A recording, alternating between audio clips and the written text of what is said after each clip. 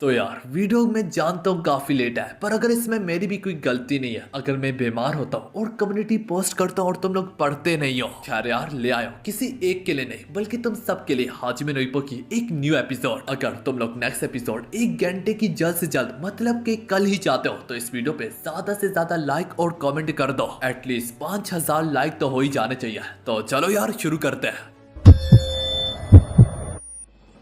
तो यार हमारी एपिसोड की शुरुआत काफी सुबह सवेरे ईपो, आओकी और किमुरा की इंटेंस ट्रेनिंग से होती है, जहाँ पे आओकी और किमुरा ट्रेनिंग कर करके अपनी जान को निकाल देते हैं। उनके जिस्म में अब ज्यादा ताकत नहीं बची होती, पर तभी तभी उनका ध्यान ईपो माकानाउची पे पड़ता है और अभी तो सिर्फ उसका जिस्म गर्म हुआ होता है ट्रेनिंग के लिए। ईपो तैयार होता है, बल्कि ईपो तो मारा चलता जा रहा होता है। ईपो सोच बैठा होता है कि आज वो अपनी हद से ज्यादा ट्रेनिंग करेगा। ना के सिर्फ इतना बल्कि ईपो माकानाउची अपने साथ ही साथ आओकी किमुरा को भी मोटिवेट कर रहा होता है कि तुम लोगों का सेमीफाइनल मैच आ रहा है। अगर तुम लोग मैच में तहलका मचा के फाइनल तक पहुंच गए तो चैंपियन भी बन सकते हो। और भाई तुम क्या ही चाहते होगे। तो आओकी और किमुरा आपस में बातें करते हुए कहते हैं, मेरे ख्याल में ट्रेनिंग के दौरान ईपो ने अपना सर किसी ईंट से दे मारा है। दिन ब दिन ये पागलों वाली बातें करता है और यहाँ तक तो ये मुझे ताकामुरा जैसे भी दिखने लगा है। उन्हें तभी याद आता है कि बिल्कुल ताकामुरा की तरह ईपो माकानोची भी आज तक कभी बॉक्सिंग की रिंग में हारा ही नहीं है।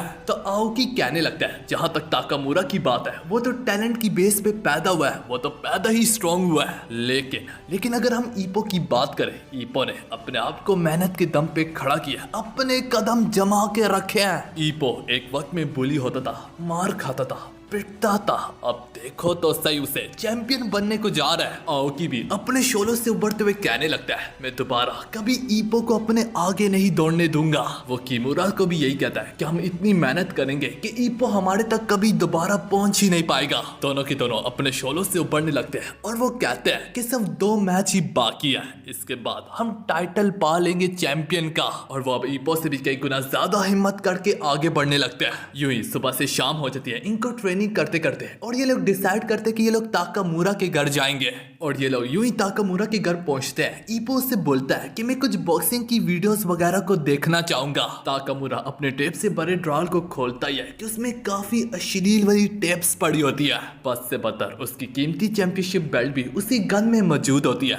जो देख के आओकी को काफी ज्यादा गुस्सा आता है कि इससे पाने के लिए सालों और पसीनों की मेहनत होती है, तुम इसे यूं गन में धूम नहीं सकते। तो ताकामुरा आगे से कहता है, इससे क्या ही फर्क पड़ता है, अगर तुम्हें ही इतनी चिंता हो रही है, ये ले लो, तुम्हारी हो गई। एक तरफ ये सुनते सारी आओकी की आंखों में चमक उठती है कि ताकामुरा उस उम्मीदों को कुचलते हुए कहता है, भाग यहाँ से, तेरी तो ये मैं तुझे 100 साल में भी नहीं दूंगा। ताकामुरा की बातें उन्हें इस कदर चुभती है कि आओकी किमुरा तो यहाँ से बेइज्जती से चले ही जाते हैं। उनके चले जाने के बाद ताकामुरा ईपो को समझाने लगता है, देखो ईपो, ये दोनों तो इडियट है। जैसे कि इन्होंने अपने मुंह से कहा, इस बेल्ट को तुम अपनी मेहनत के दम पे हासिल करते हो, ये यूं ही किसी के हवाले नहीं की जा सकती। इसी बेल्ट को तुम अपने मेहनत के पसीने से और अपनी फिस्ट के दम पे हासिल करोगे। चाहे जरूर मैंने एक कड़वा जोक मारा है, लेकिन मेरे अल्फाज एब्सोल्यूट थे। अगर तुम्हारे पास कोई इससे बेहतर तरीका है ईपो, तो तुम मुझे बता ही क्यों नहीं देते। तो ईपो आगे से कहता है, मैं उन्हें सिर्फ इतना ही बोलता कि अपनी पूरी मेहनत जी जान लगा दो, और इसके बाद चाहे तुम हारो या जीतो, इससे जरा भी फर्क नहीं पड़ता जब तक तुमने अपनी तरफ से पूरी कोशिश की है।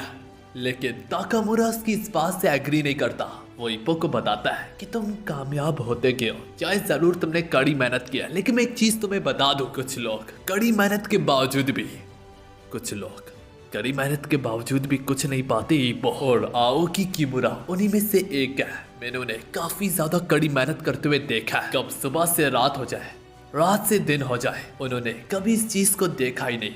वो बस मेहनत करते गए और करते गए। वो बॉक्सिंग की दुनिया में लगातार हारते आए हैं, लगातार। पर इसके बावजूद भी ईपो, जरा देखो तो सही उन्हें, वो अभी भी आगे बढ़ते जा रहे हैं। अगर इस बार भी ये लोग हार गए तो उन्हें दोबारा से 1 और साल का इंतजार करना पड़ेगा। ये लोग अपने डिप्रेशन के मारे सो नहीं सकते, तो ये रात भर ट्रेनिंग करते हैं। ये और थक जाते हैं, पर फिर भी नहीं सो पाते। तो ईपो, जो तुम इन्हें बता रहे हो कि मेहनत करो, कड़ी मेहनत करो और अपनी तरफ से पूरी कोशिश करो, वो तो वो करते आ रहे हैं। इसी वजह से मैं ऐसे कड़वे अल्फाज का इस्तेमाल करता हूँ जो कि चाहे जरूर उन्हें चुपते तो है, मगर इसके साथ ही साथ वो उनमें आग भी लगा डालते हैं। ज्यादा डिप्रेशन में होने के कारण वो हमेशा रेस्ट नहीं कर पाते हैं, जिस वजह से अगले दिन मैच लड़ते हैं तो वो हार जाते हैं। जो मेन वजह है असल में वो जीत नहीं पा रहे, वो उनकी बेचैनी और उनका डिप्रेशन है। ये सब सुनने के बाद यहाँ तक ईपो की भी नींद उड़ जाती है और बस एक ताकामुरा ही होता है जो कि घोड़े बेच के सो रहा होता है। उधर ही दूसरी ओर हम आओकी और किमुरा को देखते हैं जो कि वो भी अभी तक जागे होते हैं, इस उम्मीद से होते हैं कि शायद उन्हें भी नींद आ ही जाए। अब हमें अगले दिन के बारे में दिखाया जाता है जहाँ पे चीफ नोटिस करता है कि ईपो बारी बारी आओकी किमुरा से स्पारिंग कर रहा है, मगर जो चीज वहाँ पे अजीब होती है वो ईपो का स्टाइल होता है। चीफ नोटिस करता है कि ईपो माकानोची आज डिफरेंट पैटर्न और डिफरेंट स्टाइल से लड़ा है, आखिर ऐसा क्यों? आओकी ईपो के मुंह पे एक बुसा मार के कहता है, मेरे ख्याल में बस हो गई है, तुम हम दोनों से 8 राउंड से बारी बारी करके लड़ते आ रहे हो, ऊपर से तुम मुसलसल अपने स्टाइल को भी बदल ले हो।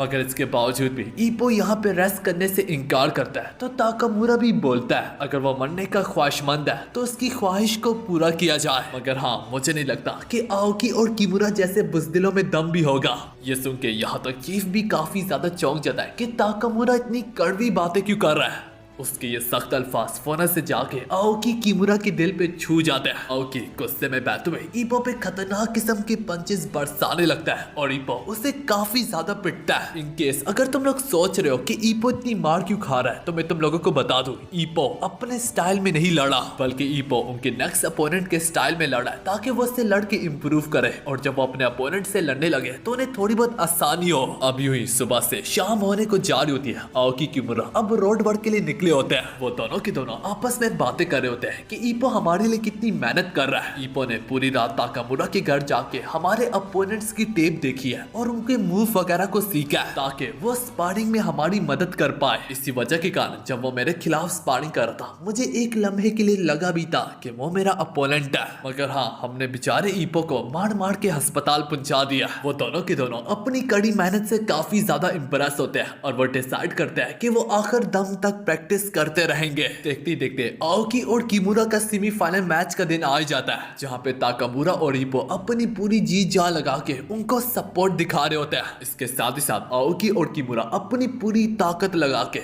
आखिर तक लड़ते भी है, लेकिन बदकिस्मती से वो इस साल भी हार जाते हैं। ईपो और ताकामुरा बस उन्हें देखते रह जाते हैं गौर से, जबकि वो दोनों जीतने के काफी ज्यादा करीब भी थे। इस राउंड के पीछे उनके 4 साल की मेहनत छुपी पड़ी थी। ईपो की आंखों में आंसू भर आते हैं कि कितनी आसानी से उनकी मेहनत टूट गई। ताकामुरा भी इस पर कहता है, ईपो, इसमें कोई शक नहीं है कि दोनों ने अपनी पूरी मेहनत लगा दी और पूरी हिम्मत भी। ये बॉक्सिंग की दुनिया है, तुम सिक्के की सिर्फ एक साइड को नहीं देखोगे बल्कि इसके बजाय दूसरी साइड को भी देखोगे। क्या पता उसका अपोनेंट उससे कई गुना ज्यादा सख्ती झेल के यहाँ तक पहुंचा जहाँ पे तुम अगर जीतने की उम्मीद रखते हो तो वहीं पे तुम हारने के लिए भी तैयार रहा करो। दूसरे सीन में सभी लोगों की मुलाकात आओकी और किमुरा से होती है और हारने के बावजूद भी हम उनके चेहरों पे मुस्कुराहट देख पाते हैं। किमुरा यहाँ पे ईपो से कहता भी है कि मैं तुम्हारे लिए दुआ करूंगा कि जो मेरे साथ आज हुआ है वो तुम्हारे साथ ना हो। आओकी किमुरा अपनी उम्मीदें अब ईपो से लगा बैठते हैं कि तुम चैंपियनशिप की बेल्ट जरूर लेके आओगे। ये कहते हुए वो दोनों जूझू यहाँ से जाने ही लगते हैं। ताकामुरा भी उन्हें पीछे से कहता है,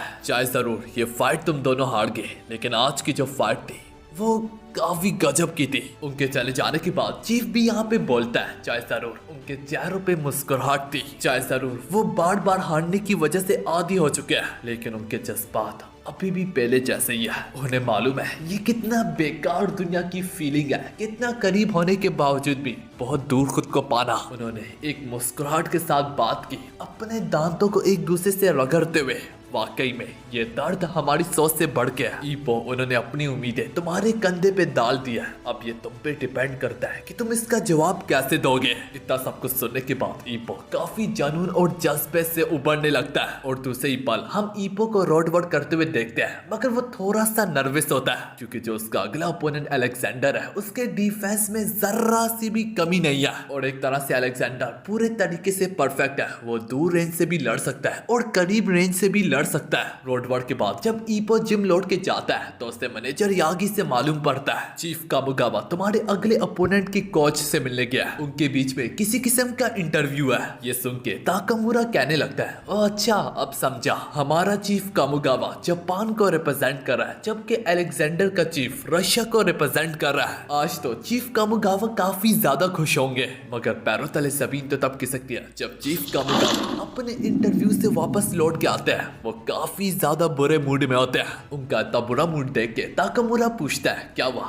क्या उसने हमारे बॉक्सर्स का मजाक उड़ाया? चीफ कामुगावा इनकार करते हुए कहता है नहीं, बल्कि इसके बजाय उसने कुछ ज्यादा ही बदतर किया। उसने मेरे ही सामने मेरे ही बॉक्सर्स की तारीफ की है। इसी के साथ हमें एक छोटा सा फ्लैशबैक दिखाया जाता है जहाँ पे अलेक्जेंडर का चीफ रामुदा जापान के बॉक्सर्स की दाद देते हुए कहता है चीफ कामुगावा वाकई में तुम्हारे जापान के फाइटर्स मतलब के बॉक्सर्स इंतहाई ज्यादा स्ट्रॉन्ग होते हैं, मगर जो इनका सबसे ज्यादा खास होता है उनका जुनून और जज्बा होता है, उनके बरकते हुए शोले। हाँ, जापान के ज्यादातर बॉक्सर अपने जुनून और जज्बे की वजह से जीतते हैं, मगर बदकिस्मती से इसके बावजूद भी जापान के सबसे ज्यादा बॉक्सर्स टूटते हैं, मरते हैं और हॉस्पिटल में होते हैं। तो चीफ कामुगावा आखिर ऐसा ही क्यों? चीफ कामुगावा इसका जवाब दे भी पाता, मगर इससे पहले चीफ रामुदा अपना मुंह खोलते हुए दोबारा से बोलता है क्योंकि दरअसल तुम लोग सर फिरे हो, तुम्हारे कोच सर फिरे हैं, तुम लोग सर फिरे हो। मुझे तो लगता है कि जापान के कोच जब अपने स्टूडेंट्स को सिखाने में, अपने बॉक्सर्स को सिखाने में फेल हो जाते हैं तो वो कुछ शब्दों का सहारा लेके अपनी नाकामी को छुपाते हैं, और वो शब्द, वो अल्फाज, वो वर्ड कोई और नहीं बल्कि हिम्मत, जुनून और जज्बा जो तुम्हारे सीने में दसे पड़े हैं। मतलब शोले तुम्हारे सीने के अंदर है। इसका क्या मतलब? क्या वो शोले तुम्हें नहीं जलाते? तुम्हारे जुनून और जज्बा ये दो चीजें हैं, लेकिन तुम लोग कहते हो यही जुनून और जज्बा तुम्हारी आंखों, दिमाग और सीने में है। तो बताओ मुझे आखिर ये दो चीजें होके तीन जगहों में क्या कर रही है? इन्हीं अल्फाजों की वजह से तुम्हारे बॉक्सर्स आखिर तक लड़ते हैं अपनी लिमिट में होने के बावजूद भी, कि आखिरकार लड़ते लड़ते अपनी हड्डी तोड़वा बैठते हैं, ब्रेन डैमेज करवा बैठते हैं, कोमे में चले जाते हैं, कई सारों के टैलेंट जाया हो जाते हैं, कई सारों का करियर जाया हो जाता है। अगर तुम लोगों का यही लॉजिक है तो मुझे नहीं लगता कि जापान में कोई ऐसा बॉक्सर होगा भी जो कि मेरे बॉक्सर को हरा सकता है। यूं ही अब कहानी प्रेजेंट पे आती है। चीफ कामुगावा इसी बात को लेके काफी ज्यादा गुस्से में होता है। चीफ कामुगावा यही कहता है दिखने से तो लगता है ना कि सब उसने मुझे टारगेट किया, बल्कि पूरी जापान को टारगेट किया, मगर हालांकि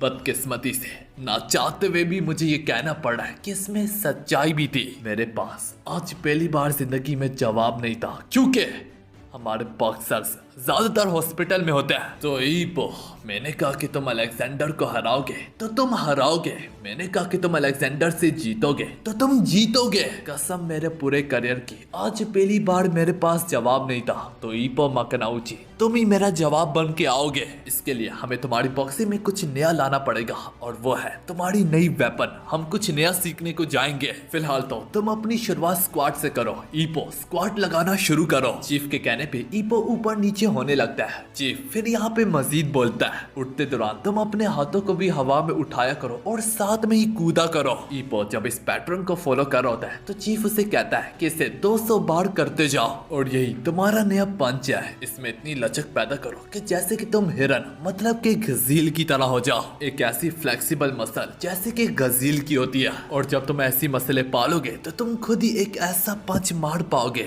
जो कि तुम्हारा एक नया मूव होगा। फिर तुम समझ जाओगे, और यहाँ तक तुम्हारा वो वाहिद पंच ही काफी होगा अलेक्जेंडर जैसे को हराने के लिए। ये कहते हुए चीफ यहाँ से चला जाता है। ईपो अपने मन में सोचता है आखिर कोई एक लम्हा भी ऐसा नहीं होगा कि जहाँ पे चीफ कामुगावा ने अगर मुझे कुछ सिखाने की कोशिश की हो वो वेस्ट किया हो। चीफ कामुगावा जो कुछ भी सिखाता है वो वाकई में बॉक्सिंग की दुनिया में इंतहाई ज्यादा मेरी मदद करता है। सीन शिफ्ट होता है और दूसरे सीन में हम ताकामुरा की गैंग को स्विमिंग पूल में देखते हैं। इवन के ईपो पूल में भी काफी ज्यादा स्क्वाट्स को लगा रहा होता है, क्योंकि ईपो का मानना होता है कि मैंने रिजल्ट्स वगैरह को चेक किया और मुझे ये मालूम पड़ा है कि जितने भी स्विमर्स हैं उनकी बॉडी सबसे ज्यादा फ्लेक्सिबल होती है। ईपो को स्क्वाट लगाता देख के आओकी किमुरा भी उससे ज्वाइन करते हैं, और वो जो पानी में स्क्वाट्स को लगा रहे होते हैं। तो तब कहीं जाके आओकी किमुरा को रियलाइज होता है कि पानी के अंदर स्क्वाट्स लगाना जमीन पे स्क्वाट लगाने से कई गुना ज्यादा मुश्किल है। बार बार पानी के अंदर 200 राउंड्स को कंप्लीट करने के बाद ईपो की एक गजब किस्म की लेग मसल तैयार हो जाती है। इसके बाद बाद ही चीफ ईपो को वो फॉर्म सिखाने लगता है, जिसके कारण ईपो वो खतरनाक किस्म का पंच को थ्रो कर पाएगा। ईपो ग्लव्स पहन के अब पंचिंग बैग के सामने खड़ा होता है, जहाँ पे चीफ कामोगावा ईपो से बोलता है कि तुम काफी करीबी में खड़े हो। ये कहते हुए चीफ ईपो को पंचिंग बैग से अच्छा खासा दूर करता है। इसके बाद चीफ ईपो को समझाता है कि जैसे कि तुम स्क्वाट लगाते थे, नीचे से ऊपर की ओर आते थे, बिल्कुल इसी तरह तुम अब अपने पैरों की मसल का इस्तेमाल करके ऊपर आते आते 90 डिग्री में एक हुक की तरह पंच को थ्रो करोगे। मगर ये पंच अभी भी इनकम्प्लीट है। इसको कई गुना ज्यादा पावर देने के लिए तुम्हारे लेग की मसल में तुम झटका दोगे। याद रखो ईपो, तुम अपने इस पंच को इतनी दूरी से मारोगे जितना कि तुम अभी पंचिंग बैग की दूरी पे खड़े हो, जो कि अच्छी खासी दूरी है। तो ईपो सवाल पूछता है, कितनी दूरी से मैं पंच कैसे मारूं अगर मेरा अपोनेंट इस पंचिंग बैग की दूरी पे है? तो चीफ ईपो को बताता है, इसी वजह से तो मैंने तुम्हें स्क्वाट्स लगाने के लिए कहा था, ताकि तुम्हारी मसल फ्लेक्सिबल हो जाए। चीफ कामोगावा अब बीच में अपने स्टैफ को उठाते हुए ईपो से मजीद बोलता है, इसी पंच को तुम थ्रो करते दौरान एक कदम आगे लोगे, नीचे से झुकते झुकते ऊपर आओगे, और जब तुम फाइनली रेंज में पहुंच जाओगे एक खतरनाक किस्म का पंच को डिलीवर करोगे। इस पंच के लिए तुम्हें 3 स्टेप्स को कंप्लीट करना होगा। सबसे पहले तुम कदम लोगे, नीचे से झुक के उठोगे और हुक मार के इस पंच को डिलीवर करोगे। इन चीजों को तुम जू फॉलो करोगे, तुम्हारे पंच में एक गजब किस्म की फ्लेक्सिबल पावर आएगी। ईपो भी अपने फाइनल पंच को थ्रो करने के लिए तैयार होता है, जिनमें सभी लोगों की नजरें ईपो और चीफ पे टिकी हुई होती है। हाँ यार, अब ईपो माकानोजी चीफ की इंस्ट्रक्शंस को फॉलो करते करते सबसे पहले एक बड़ा सा कदम लेता है, फिर डकिंग का इस्तेमाल करके स्टाफ के नीचे से होते होते गुजरता है, और वो जू नीचे से ऊपर की ओर आने लगता है। वो अपने लेग मसल का सहारा लेते हुए एक गजब किस्म की हुक को थ्रो करता है। इन तीनों चीजों को कंबाइन करने से ईपो एक इतना डेडली किस्म का पंच मारता है कि बस सभी लोग देखते रह जाते हैं। और जो सबसे ज्यादा हैरान होता है वो कोई और नहीं बल्कि ईपो माकानाउची खुद होता है। ताकामुरा ईपो की दाद देते हुए कहने लगता है, इस पंच को तुम सिर्फ अपने हाथों की मसल पावर के कारण डिलीवर नहीं कर सकते, इसके लिए तुम्हारे पूरे जिस्म में स्प्रिंग की तरह फ्लेक्सिबिलिटी होनी चाहिए, ताकि तुम अपने पूरे जिस्म की पावर का इस्तेमाल कर पाओ जब तुम अपने पंच को थ्रो करने लगो। किमुरा को अब कहीं जाके समझ में आता है, तो अच्छा इस वजह से चीफ ने ईपो को स्क्वाट्स लगाने के लिए कहा था। इतना पावरफुल वार करने के बावजूद भी चीफ कामोगावा इस पर कहता है, दिखने से तो लगता है ये पंच अभी भी पूरे तरीके से कंप्लीट नहीं हुआ। हाँ, जहाँ तक उसकी पावर की बात है, तुमने उसकी अच्छे तरीके से पूरी पावर का इस्तेमाल किया है, लेकिन इसकी टाइमिंग में थोड़ी बहुत गड़बड़ है। ईपो, क्या तुम्हें मालूम है कि फ्लॉयड पैटरसन नाम का बॉक्सर कौन था? अगर नहीं मालूम तो मैं तुम्हें बता दूं, फ्लॉयड पैटरसन वो था जिसने बार चैंपियनशिप बेल्ट को हासिल किया था हैवी वेट की क्लासेस में, और जो पंच मैंने तुम्हें अभी सिखाया वो उसका सबसे पावरफुल पंच था। क्या तुम्हें मालूम है उसने अपने इस पंच को गजियल पंच का नाम दिया था। जब तुम इस पंच को अलेक्जेंडर के खिलाफ आजमाने लगोगे, तुम्हें एक परफेक्ट अपॉर्चुनिटी का, एक खास मौके का इंतजार करना होगा। अलेक्जेंडर, तुमने ज्यादातर देखा होगा अपने स्पीड वाले बराजिस पंचेस का इस्तेमाल करता है, लेकिन बाराज में जब तुम इतने सारे पंचेस को एक साथ थ्रो करते हो तो फास्ट थ्रो करने के लिए तुम्हें अपनी सांस को रोकना पड़ता है, तभी तो तुम जाके बॉक्सिंग के रिंग में सबसे ज्यादा फास्टेस्ट पंचेस को थ्रो कर पाते हो। किसी तरीके से तुम्हें उसके बराज पंचेस को सहना पड़ेगा, और जब वो सांस बढ़ने के लिए अपने बराज पंचेस को रोकेगा तो तब ईपो वो तुम्हारे लिए मौका होगा। वो मौका कोई आम मौका नहीं होगा बल्कि सुनहरा मौका होगा, और बस तभी तो तुम उसके खिलाफ इस्तेमाल करोगे अपने गजियल पंच को। इतना सब कुछ सुनने के बाद ईपो समझ जाता है, तो ईपो कहता है, तो उसकी बराज पंचेस को रोकने के लिए मुझे भी बराज पंचेस का इस्तेमाल करना होगा। तो ये एक तरह से बर्दाश्त का भी टेस्ट होगा, जो अपनी ज्यादा देर तक सांस को रोक पाएगा वही जीतेगा। यही वजह से तो चीफ और ईपो अब रोड वर्क के लिए निकल पड़ते हैं, ताकि चीफ ईपो का स्टेमिना को बढ़ा सके। उनको जाते जाते देख के ताकामुरा आओकी किमुरा से कहता है, ईपो का जो रशिया वाला अपोनेंट है जिसका नाम अलेक्जेंडर है, लोग उसे वोल्ग बुलाते हैं। वोल्ग जो कि एक रशिया का वर्ड है, अगर मैं इसे इंग्लिश में ट्रांसलेट करूँ तो लोग उसे वुल्फ बुलाते हैं। व्हाइट फैंग, हाँ, एक जंगली खूंखार बेरिया। तो चलो मेरे लिए ही सही, लेकिन गजियल वर्सेस वुल्फ काफी ज्यादा इंटरेस्टिंग मैच होने को जाएगा। दूसरी सी में कहानी अलेक्जेंडर और उसके चीफ रामुदा पे जाती है, और वो ईपो की टेप देख रहा होता है जहाँ पे ईपो सेंडो के खिलाफ लड़ रहा होता है, जो देख के अलेक्जेंडर कहता है, ईपो माकानाउची, इसका जुनून और जज्बे की तो दाद देनी पड़ेगी, और इसके पंचेस में काफी बड़ी ताकत छुपी पड़ी है। जिस तरह से ईपो सेंडो के खिलाफ लड़ रहा है, मुझे नहीं लगता कि ये मुझे हरा भी पाएगा। मगर यहाँ पे भी एक छोटा सा मसला है। मैंने ईपो के मैचेस को नोटिस किया, वो हर मैच में पहले से कई गुना ज्यादा ताकतवर होके आता है। इसी बात से मुखातिब होकर चीफ रामुदा उससे बताता है वो इसलिए क्योंकि इसका चीफ जो है उसकी बॉक्सिंग की थ्योरीज काफी ज्यादा आला है। चीफ कामुगावा वाकई में काफी अच्छे तरीके से अपने बॉक्सर्स को सिखाता है। तो अगर ईपो तुम पे बाड़ी भी पड़ पाएगा तो वो सिर्फ चीफ कामुगावा की टीचिंग्स की वजह से। तभी अलेक्जेंडर अपने मन में कहने लगता है ईपो एक गजब किस्म का खिलाड़ी है बॉक्सिंग की फील्ड में, मगर जो सबसे ज्यादा खास है वो इसका फेस एक्सप्रेशन है। इसके चेहरे से जैसे कुछ यूं मालूम होता है कि इसे बॉक्सिंग में काफी ज्यादा मजा आ रहा है, ना कि मेरी तरह। ईपो को बॉक्सिंग इंतहाई ज्यादा पसंद है। कहानी एक बार फिर से ईपो माकानाउची पे जाती है और हम देख पाते हैं जो मैचेस के दिन करीब आते जा रहे होते हैं, ईपो भी अपनी ट्रेनिंग के स्केड्यूल को टफ से टफ करता जा रहा होता है। हर दिन ईपो पहले से काफी ज्यादा मेहनत और सख्त मेहनत करता जा रहा होता है और अपने जिस्म को मजबूत करने के लिए वो आओकी से रोज कहता होता है कि मुझे जितना मार सकते हो मारो। चीफ भी उस पर बार बार चिल्ला रहा होता है कि पहले से कड़ी मेहनत करो, तुम इतना स्लो क्यों, तुम इतना घिसक घिसक के क्यों जा रहे हो। और इसके साथ साथ ईपो अपने जिस्म में ताकत को भी रोजाना बढ़ाता होता है, एक्सरसाइज करता होता है, जोर लगाता होता है। धीरे धीरे करके ईपो अपनी सारी रेगुलर ट्रेनिंग्स में इंप्रूव करता चला जा रहा होता है मेरे भाई लोगों। मगर आखिरकार ईपो की हालत इतनी ज्यादा बुरी होने लगती है कि ईपो के पास अब चलने की भी हिम्मत नहीं होती। किमुरा ईपो को वार्न भी करता है कि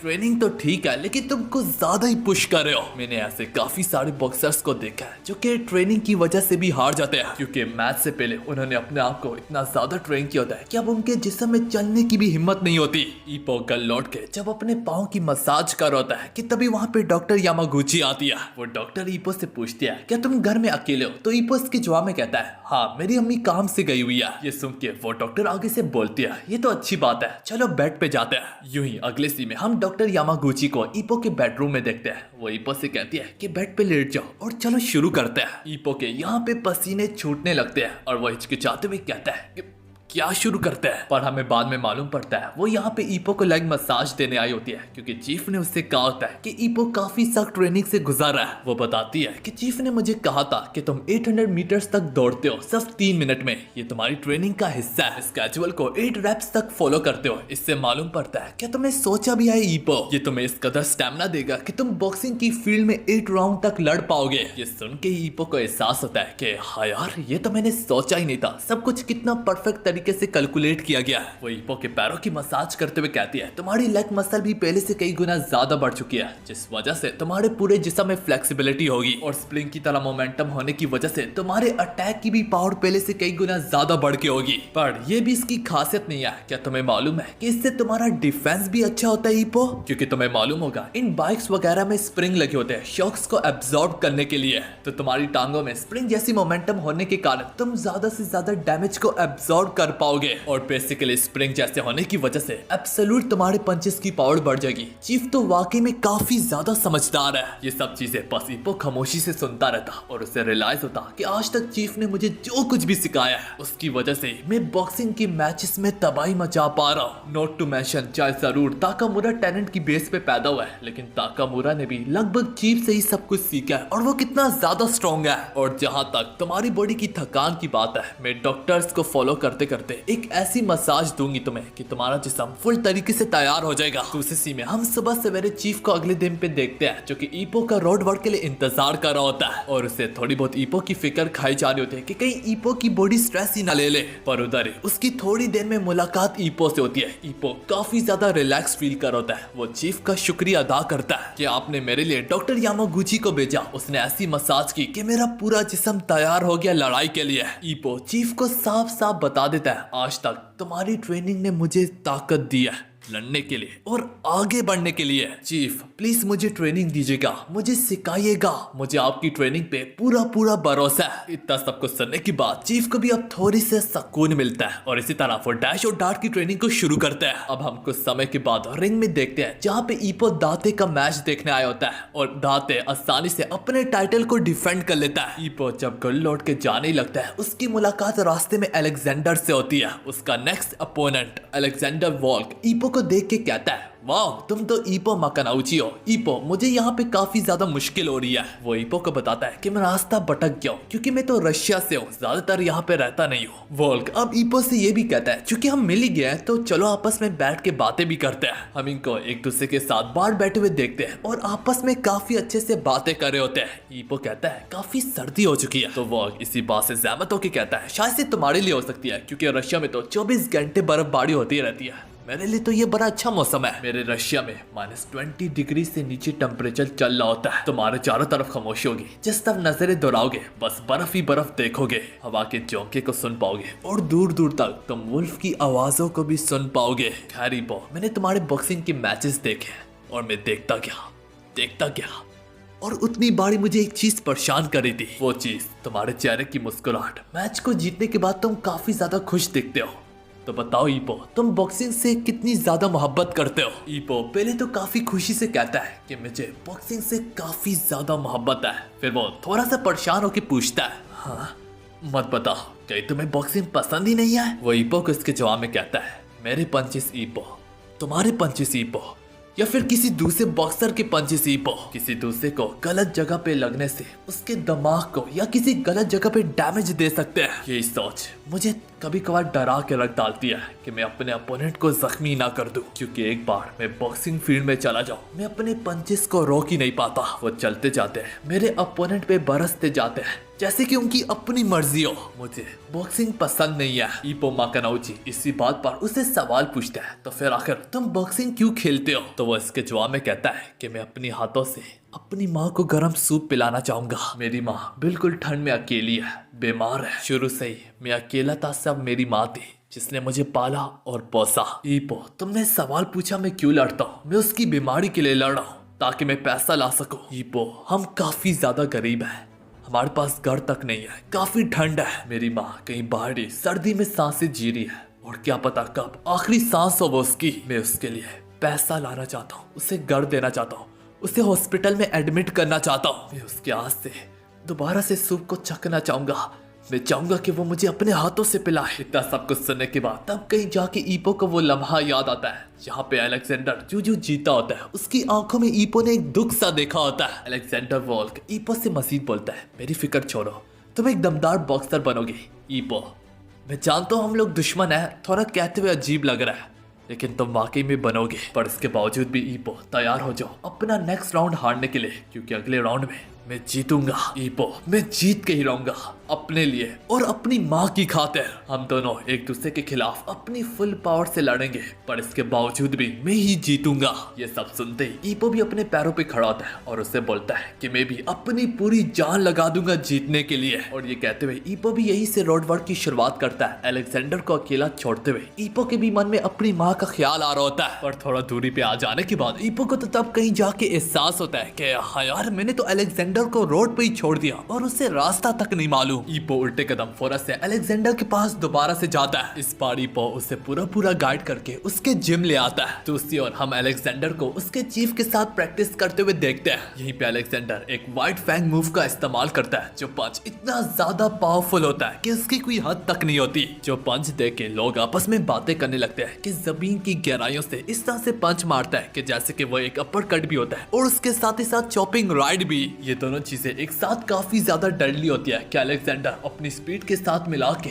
एक खतरनाक किस्म का पंच को थ्रो करता है। लोग जिस तरीके से उसे टूटता हुआ देखते हैं एक स्पीड के साथ और काफी जंगली तरीके से, उन्हें देख के एक जंगली जानवर की याद आती होती। यही वजह से तो अलेक्जेंडर को लोग व्हाइट फैंग बुलाते हैं। उधर ही कहानी एक बार फिर से ईपो माकानाउची पे जाती है। वहीं पे आप देख पाते हैं ईपो के एक बार में इस कदर स्प्रिंग जैसी मोमेंटम पैदा हो चुकी होती है कि अगर कोई उसके हमले को ब्लॉक करे भी तो वो उसके इम्पैक्ट से ही काफी ज्यादा दूर उड़ के जाता है। ओ हाँ यार, फाइनली वो वक्त, वो घड़ी, वो समय, वो टाइम आ ही जाता है जिसका हर धड़कते हुए दिलों को इंतजार होता है। ईपो माकानाउची वर्सेस अलेक्जेंडर वोल्क। और इस मैच की कमेंट्री के लिए किसी और को नहीं बल्कि दाते और ताकामुरा दोनों चैंपियंस को बुलाया होता है। पूरा का पूरा स्टेडियम इस वक्त ईपो माकानाउची के नारे लगा रहा होता है। कोई एक भी ऐसा नहीं होता जो कि अलेक्जेंडर वोल्क का नारे लगा रहा हो। तो चीफ रामुदा अपने बॉक्सर अलेक्जेंडर वोल्क से कहता है, इन चेयरिंग की तरफ ध्यान मत दो, वो ईपो को इसलिए सपोर्ट दिखा रहे हैं क्योंकि वो जापान से है और ये सारे लोग जापान के ही लोग हैं, जबकि हम रशिया से हैं और ये लोग नहीं चाहते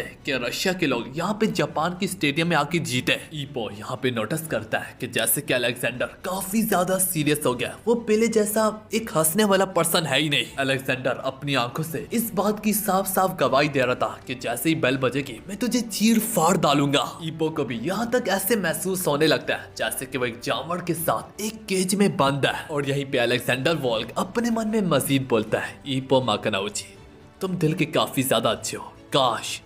काश कि हम दोनों एक दूसरे के खिलाफ ना लड़ते, पर अब चूंकि हम एक दूसरे के खिलाफ जा रही है तो मैं तुम्हें इतनी सी भी माफी नहीं दूंगा। हम देख पाते हैं बेल जू जू बजती है, फौरन से अलेक्जेंडर अपने स्टैंस लेते हुए ईपो पे टूट पड़ता है। अलेक्जेंडर वोल्क ईपो पे कई सारे हमलों को बरसाता है। ईपो उसके सारे के सारे हमलों को डॉज करते हुए, ब्लॉक करते हुए अपने हमले भी आजमाने लगता है। और अब ईपो के हमलों के साथ ही साथ हम देख पाते हैं दोनों के दोनों एक दूसरे के वार को टॉच और ब्लॉक करते चले जा रहे होते हैं। किमुरा ये देख के कहता है, वाह, ईपो कितनी खूबसूरती से अलेक्जेंडर वोल्क के साथ बराबरी कर पा रहा है, क्योंकि अलेक्जेंडर वोल्क एक एमेच्योर चैंपियन है जिसने लगभग 200-300 से ज्यादा मैचेस लगातार जीतता चला आया है। और ईपो एक चैंपियन के साथ इतनी खूबसूरती से कीप अप कर पा रहा है। दाते भी ये देख के कहता है, अरे वाह, ईपो तो आज का स्पीड वाले हमलों को और भी काफी अच्छे तरीके से देख पा रहा है। चीफ भी पीछे से ईपो को शाबाशी देते हुए कहता है कि आगे बढ़ते जाओ और एक अच्छे मौके का इंतजार करो। पर उधर ही चीफ रामुदा अपने मन में कहता है,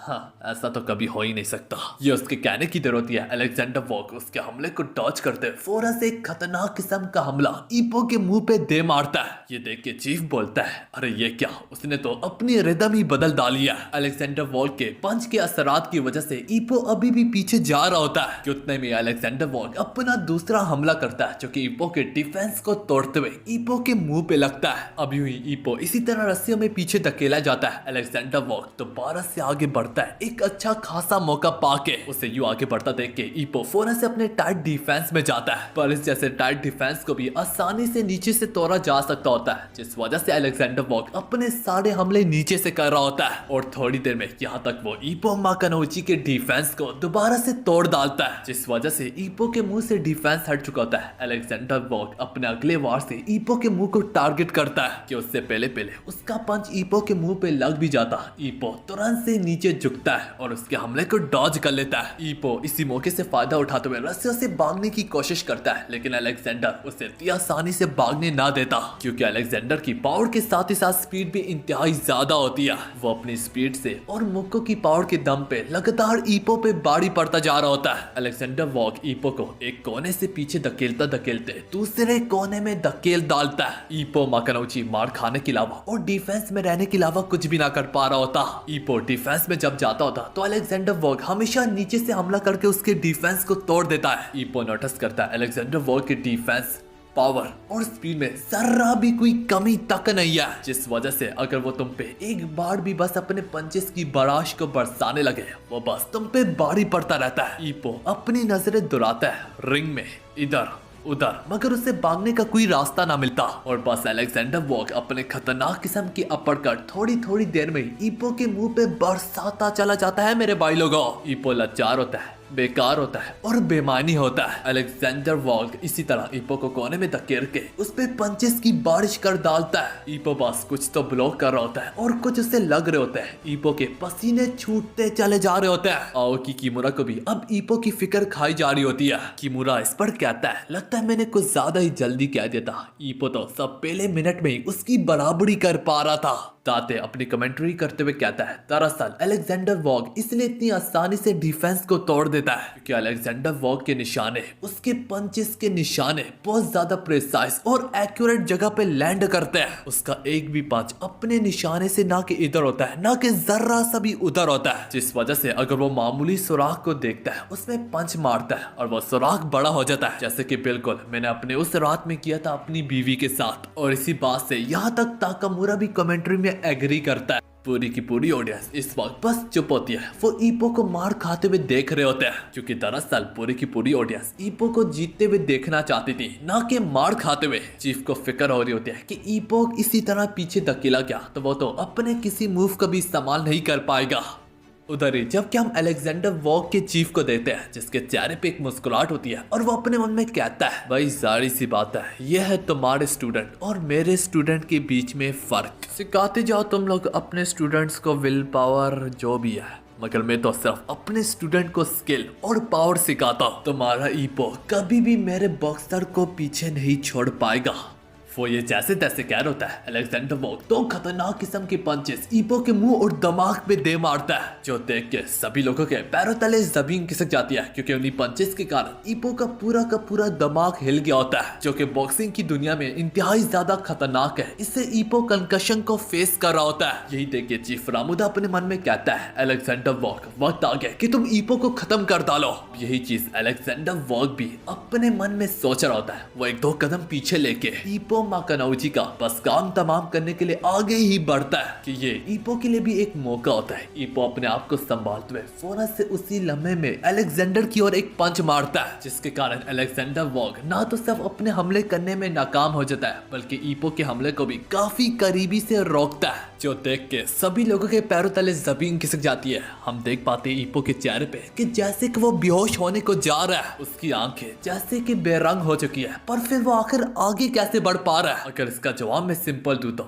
तो वो ईपो का जुनून और जज्बा ही है। ईपो को ठीक तरीके से दिख रहा भी नहीं होता, लेकिन ईपो को पता है कि वो भी गिर नहीं सकता, जिस वजह से ईपो का जिस्म जैसे कि इस वक्त ऑटो पायलट में शिफ्ट हो जाता है और उसके हाथ अपने आप ही चलने लगते हैं। ईपो अपने पंचेस के कारण अलेक्जेंडर को अपने से धीरे धीरे करके दूर करने लगता है। अलेक्जेंडर ईपो के एक एक पंच के पीछे काफी बड़ी ताकत पाता है। अब पूरी की पूरी ऑडियंस दोबारा से ईपो के लिए चेयर करना शुरू करती है। यही देख के चीफ भी परेशानी से कहने लगता है, ईपो एक तरह से बेहोश हो चुका है, और अगर तुम सोच रहे हो कि ईपो के हाथ कैसे चल रहे हैं तो ये काफी बेहुदा सवाल है। हाँ, ये चीज अलेक्जेंडर के पास नहीं है, क्योंकि उसे इस तरह से ट्रेनिंग ही नहीं दी गई। ईपो के पास वो है जो कि अलेक्जेंडर के पास नहीं है। ईपो के पास उसका जुनून और जज्बा है, उसकी हिम्मत है। ईपो क्योंकि लगातार बॉक्सिंग के रिंग में अपने आप को महसूस करता है, और उससे मालूम भी है कि उसे बेहोशी की हालत में भी यहाँ पे फेल नहीं होना, जो कि कभी कभार साइंस के लिहाज से भी पॉसिबल है, क्योंकि तुम लोगों ने कुछ लोगों को देखा होगा जो कि नींद में चलने भी होते हैं। तो हाँ यार, इसी ठीक तरीके से ईपो की बॉडी इस वक्त ऑटो पायलट में वो खुद अपने आप ही चल रही है। अलेक्जेंडर वॉग नोटिस करता है ईपो के पंचेस तेज हो रहे हैं और उनके पीछे पावर भी ज्यादा होती जा रही है। ईपो एक खतरनाक किस्म का पंच मारता है, जो कि चाहे जरूर अलेक्जेंडर वॉग ब्लॉक तो कर लेता है, लेकिन उसका डिफेंस टूटता है और वो उड़ के पीछे जाता है। अब ये सब देख के अलेक्जेंडर भी सोच में पड़ जाता है, क्या मेरे इतने पावरफुल पंचेस जो कि किसी के दिमाग में पड़े तो कंकशन डाल देते हैं, क्या ईपो को उन पंचेस से कुछ नहीं हुआ? पूरी की पूरी ऑडियंस अब जोर जोर से ईपो का नाम चिल्लाने लगती है, और इतने शोर की वजह से ईपो को यहाँ पे होश आ जाती है, और ईपो सोचने लगता है कि अलेक्जेंडर वॉग तो मुझे कोने में धकेला था, आखिर अब ये खुद क्या पीछे कर रहा है? चीफ भी नोटिस करता है ईपो को होश आ गई है। वो चिल्लाते हुए ईपो से कहता है कि टूट पड़ो अलेक्जेंडर वॉग पे। अलेक्जेंडर वॉग अभी भी अपनी सोच में होता है। उसे एक तरह से ईपो से थोड़ा बहुत डर भी लग रहा होता है, क्योंकि अलेक्जेंडर वॉग अपने मन में कहता है कि ईपो के पंचेस मुझसे कई गुना ज्यादा भारी है। अब यही कहते कहते अलेक्जेंडर भी आगे बढ़ता है, और उसी के समेत ईपो भी आगे बढ़ता है। एक बार फिर से दोनों के दोनों एक दूसरे के खिलाफ पंचेस को एक्सचेंज कर रहे होते हैं। वो ब्लॉक कर रहे होते हैं, डॉज कर रहे होते हैं, और अपने वारों को आजमा रहे होते हैं। दोनों के दोनों एक दूसरे के काफी करीबी में लड़े होते हैं। ताकामुरा ये देख के अपने मन में कहता है, अब फर्क तो यहाँ पे पड़ेगा कि दोनों में से कौन किस पे बाड़ी पड़ेगा और कंट्रोल पाएगा। चीफ रामुदा अपने मन में कहता है, कोई बात नहीं, ये थोड़ा सा अनएक्सपेक्टेड था कि ईपो अभी तक लड़ पा रहा है। अब हम देख पा रहे होते हैं जो ही अलेक्जेंडर वॉग का पंच ईपो के मुंह पे पड़ता है, उतने में ही ईपो का पंच अलेक्जेंडर वॉग के जिस्म पे पड़ता है। अब बस इसी तरह दोनों के दोनों एक दूसरे पे टूटते ही एक साथ के इसी बीच में बेल बजती है और फर्स्ट राउंड यहाँ पे खत्म होता है। पर ट्विस्ट तो यहाँ पे आता है कि हमारी एपिसोड यहाँ पे खत्म होती है।